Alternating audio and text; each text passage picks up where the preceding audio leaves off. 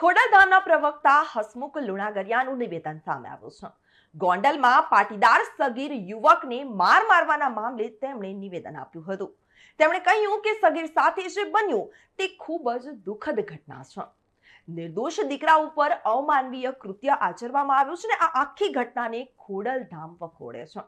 ઘટનાને લઈ અને પાટીદાર સમાજ સાથે સર્વ સમાજે સરકારને આવેદનપત્ર પાઠવ્યું છે અને આ સાથે તેમણે કહ્યું કે સમાજના રાજકીય આગેવાનોએ પણ આ મામલે આગળ આવવું જોઈએ, જેથી દીકરાને ન્યાય મળે અને આરોપીઓને કડકમાં કડક સજા થાય. તે માટે પાટીદાર સમાજના રાજકીય આગેવાનોએ સરકારમાં રજૂઆત કરવા માટે માંગ કરી હતી. હું હસમુખ લુણાગરિયા, પ્રવક્તા શ્રી ખોડલધામ ટ્રસ્ટ. દરેક મીડિયા મિત્રોને જણાવવાનું કે ગોંડલમાં જે ઘટના બની છે એ ઘટનામાં એક નાદાન અને નિર્દોષ દીકરાને ઢોરમાર મારી અમાનવી કૃત્ય કરવામાં આવ્યું છે. આ કૃત્યને ખોડલધામ ટ્રસ્ટ સખત શબ્દોમાં વખોડે છે.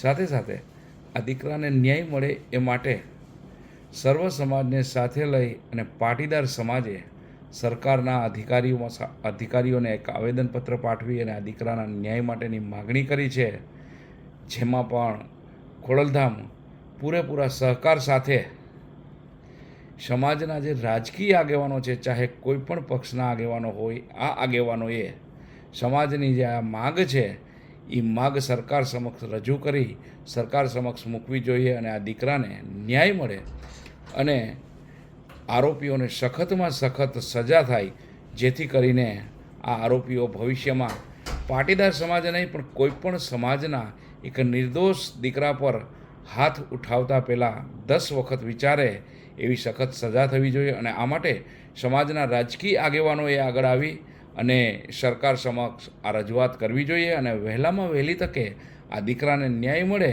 એ માટે પ્રયત્નો કરવા જોઈએ. આભાર.